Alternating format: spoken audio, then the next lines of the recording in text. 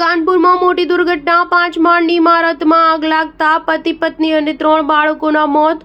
કાનપુરથી એક દુઃખદ સમાચાર સામે આવ્યા છે. અહીં ચમનગંજ વિસ્તારમાં ગાંધીનગર ખાતે આવેલી એક 5 માળની ઇમારતમાં રવિવારે રાત્રે ભીષણ આગ લાગી જતા એક જ પરિવારના 5 સભ્યો મૃત્યુ પામી ગયા. મળતી માહિતી અનુસાર મૃતકોમાં પતિ પત્ની અને 3 બાળક સામેલ છે. 8 કલાક સુધી તેમને બચાવવા પ્રયાસ કરાયા હતા, પરંતુ છેવટે બધાના શબ જ હાથ લાગ્યા હતા.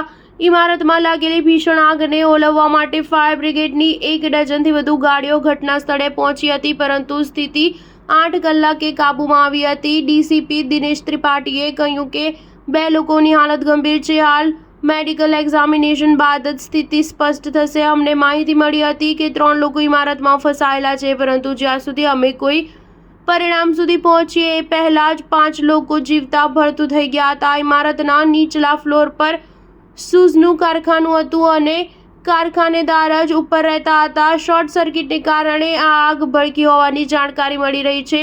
આગની ઝપેટમાં શૂઝનું કારખાનું આવી ગયું હતું અને જોતજોતામાં આખી ઇમારત તેમાં લપેટાઈ ગઈ હતી. પોલીસ અને ફાયર બ્રિગેડના અધિકારીઓ હજુ પણ ઘટના સ્થળે હાજર છે અને રાહત બચાવ કામગીરી ચાલુ છે. સ્ટાર ન્યૂઝ 7 હંમેશા સચ્ચાઈની સાથે.